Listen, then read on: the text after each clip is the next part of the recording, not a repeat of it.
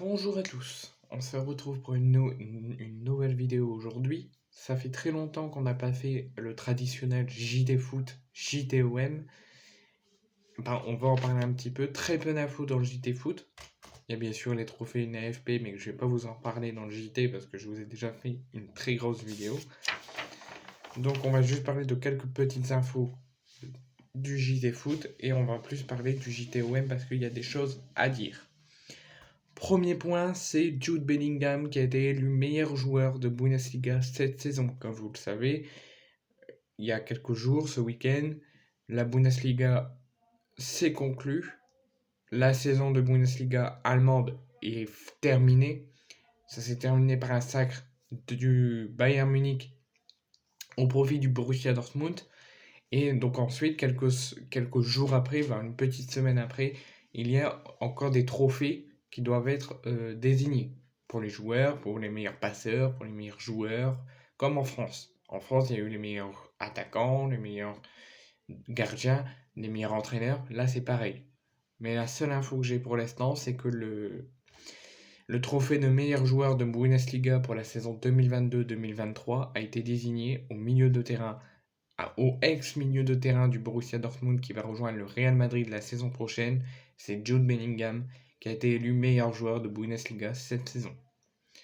Deuxième info pour les fans de foot, pour les fans de Naples, pour les supporters de Naples, votre coach Luciano Spalletti va quitter officiellement le Napoli. Alors je ne sais plus si la Serie A s'est terminée ou s'il reste encore des matchs, mais en tout cas, dès que la saison sera terminée, Luciano Spalletti ne sera plus le coach du Napoli. Il va quitter officiellement, il l'a annoncé. Il n'a pas été démis de ses fonctions, mais il a pris sa retraite et il stoppe son contrat avec le Napoli. Troisième info, Kylian Mbappé a annoncé au trophée UNAFP que il sera au PSG la saison prochaine. Il a prolongé il y a un an de cela au PSG, il avait fait l'annonce en plein milieu du stade avec Nasser Al-Khelaifi, juste avant la dernière journée d'il y a un an, je crois, si je ne me trompe pas.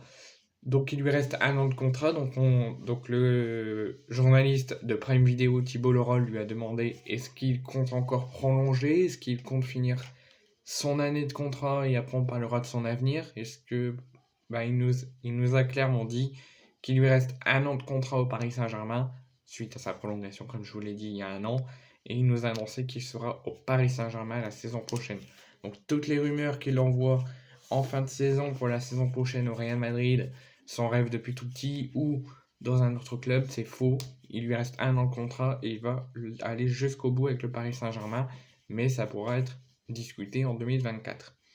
Quatrième info, et ça m'a fait bien rire, c'est la dernière info de ce JT Foot. Je vous dis, il n'y a pas beaucoup de choses à parler. Je vous ai déjà parlé beaucoup dans une autre vidéo, notamment avec les trophées NAFP, et il n'y a pas autre chose à dire. Lionel Messi, je ne sais pas si quelqu'un s'est posé la question, n'était pas à la cérémonie du trophée NAFP sur Paris hier soir.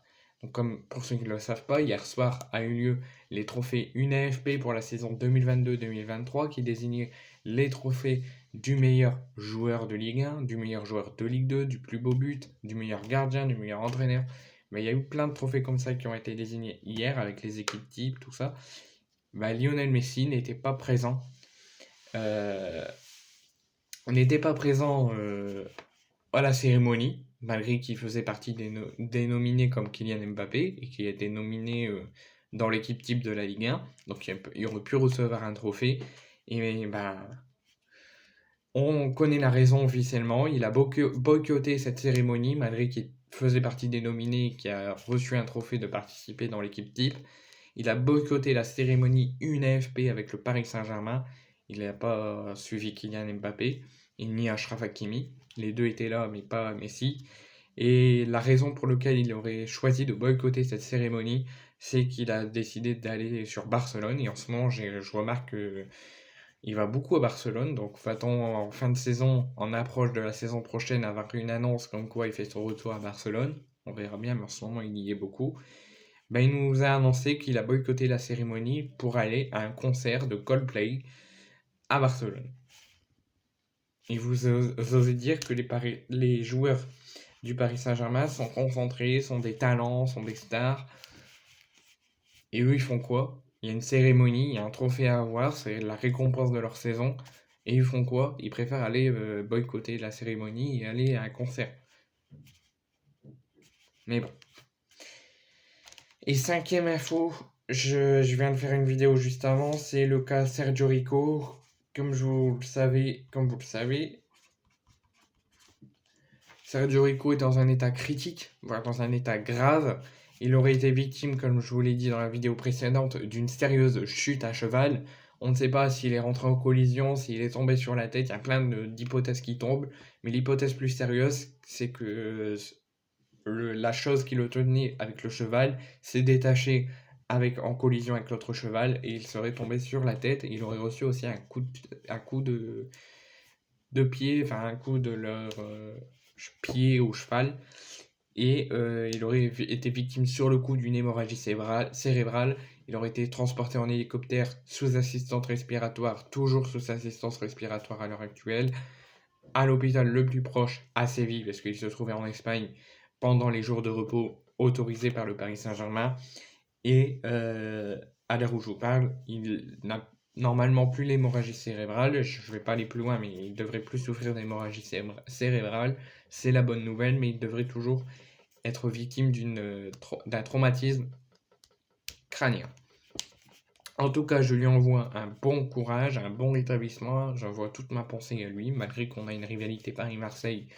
Les cas actuels passent au-dessus du football et je lui envoie tout mon soutien, toute ma gratitude et tout mon soutien encore une fois, et aussi à sa famille, à ses proches et à ses amis. Ensuite, donc, on va parler du JTOM. Plusieurs rumeurs, et c'est vraiment à avoir beaucoup de doutes et avoir beaucoup de pincettes. Il faut prendre cette info avec beaucoup de doutes et avec beaucoup de pincettes. Il se pourrait que Dimitri Payet, au terme de la saison, ne soit plus olympien la saison prochaine. Il se pourrait que la direction olympienne devrait prochainement nous annoncer, devrait prochainement prendre une décision sur le cas Dimitri Payet. Si jamais Igor Tudor resterait à l'OM, ou même s'il s'en va, on doit savoir si Payet va prolonger ou si Payet va rester. Selon des rumeurs, mais vraiment à prendre avec des pincettes jusqu'à confirmation, soit par Payet, soit par le club. Dimitri Payet ne devrait plus être olympien la saison prochaine, il devrait être prêté dans un autre club et son salaire devrait être pris entièrement, totalement par le nouveau club. Donc ça veut dire que l'OM si ça vient à se confirmer, qu'il quitte l'OM en prêt à un autre club pour revenir en reconversion en 2024, c'est en gros, on se débarrasse de Payet. Et ça, c'est un gros manque de respect de la part du club si ça vient à être confirmé. Pour l'instant, je ne dis rien.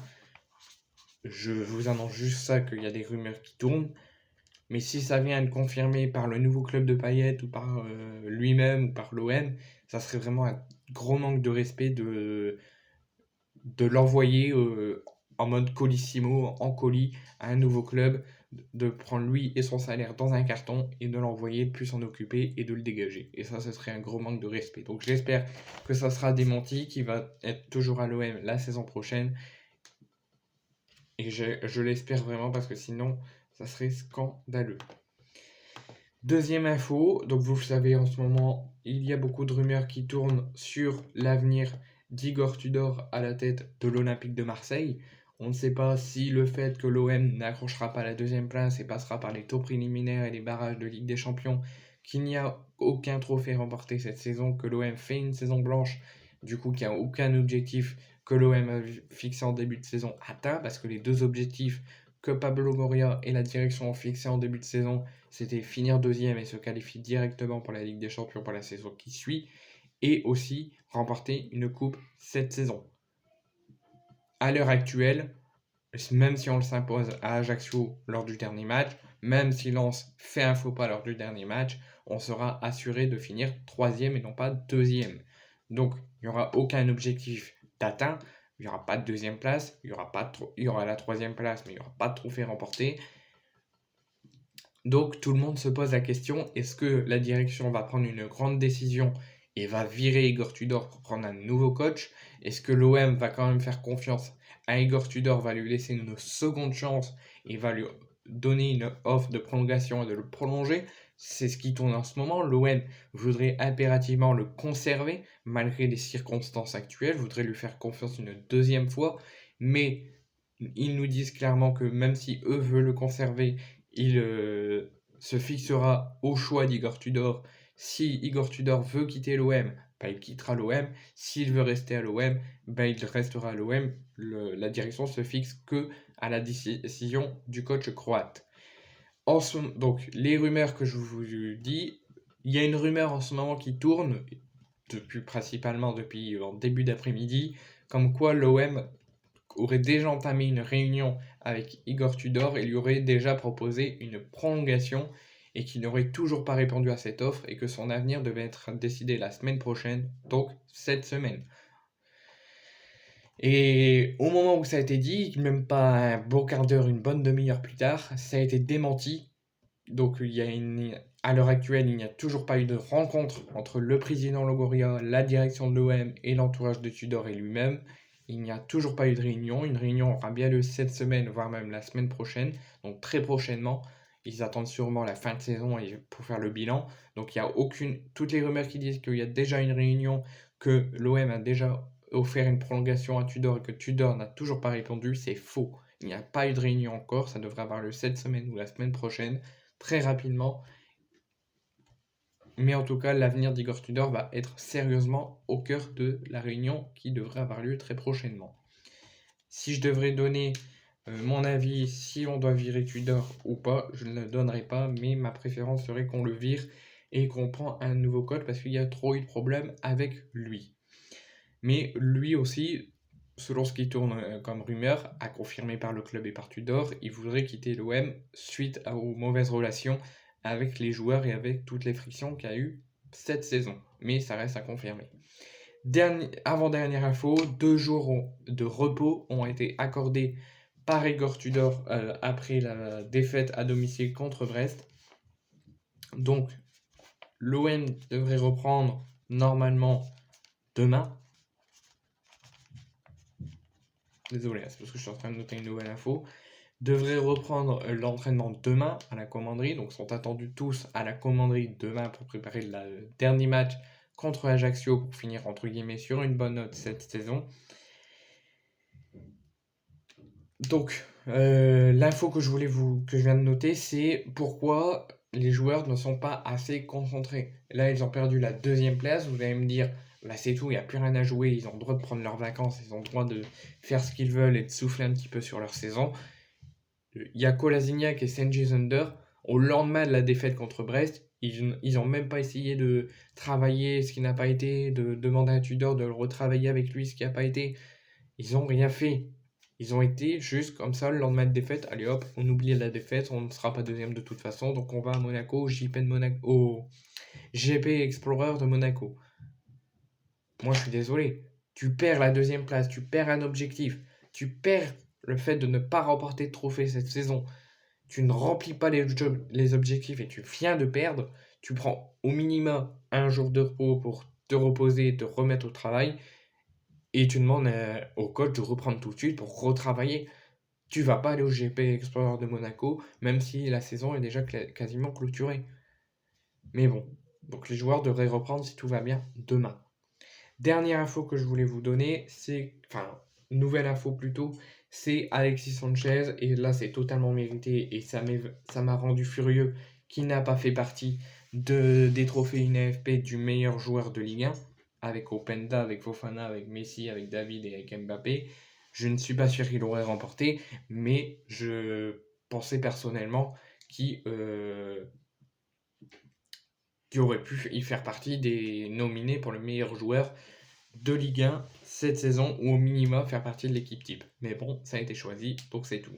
Mais Alexis Sanchez a quand même été élu Olympien de la saison, et je lui dis un grand félicitations. Nouvelle info, c'est on va réagir à la déclaration de Daniel Riolo, un journaliste de RMC Sport, qui voit qu'en ce moment ça ne va pas bien à l'OM, qu'il y a des frictions, que les objectifs n'ont pas été atteints, que Igor Tudor pourrait être amené à quitter l'OM. Il a donné un avis et une suggestion à Pablo Longoria. Il nous dit Paolo Fonseca, qui a des envies d'ailleurs, serait ça un super entraîneur pour l'OM. Si Pablo Longoria voulait le piquer, je pense que ça serait un superbe entraîneur pour l'OM. Donc voilà, il nous dit que si dans les prochaines heures, dans les prochains jours, ça ne va toujours pas à l'OM et que Pablo Longoria décide de virer Tudor et qu'il n'aurait toujours, à la suite de le licenciement, pas de piste pour un nouvel entraîneur, Daniel Riolo propose le coach actuel du LOSC, Paolo Fonseca.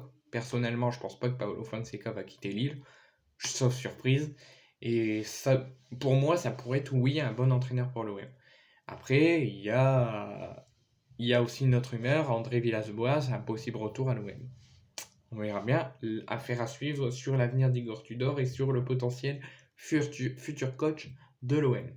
Et dernière info, c'est dans deux dernières infos, c'est André-Pierre Gignac, un ancien joueur de l'OM, qui a remporté cette nuit son 5e titre de sa carrière de champion de Mexique avec les Tigres. Et dans cette finale, il a marqué. Bravo à lui. Et dernière info, comme vous le savez, on a posé, les journalistes sportifs, lors du trophée UNFP d'hier, ont posé la question à Francaise sur son avenir à Lens. Il n'a pas répondu, il a dit qu'il y aura, comme avec Igor Tudor, une réunion prochainement avec la direction, qui va prendre quelques jours pour essayer de... Il veut déjà que la saison soit terminée, il va prendre quelques jours pour se dire on est en Ligue des Champions, et au bout de quelques jours, il va avoir une réunion avec sa direction.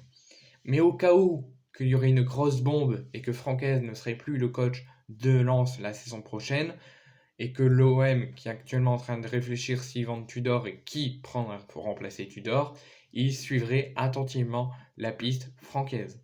Donc la direction, en cas de départ de Tudor, envisagerait dans les jours à venir d'aller au renseignement pour Francaise, pour être le prochain coach de l'OM. Et franchement, je serais très heureux si Francaise viendrait remplacer Tudor à l'OM, et je pense que ça serait un très bon coach. Mais je pense personnellement qu'il va prolonger au Racing Club de Lens. Je pense.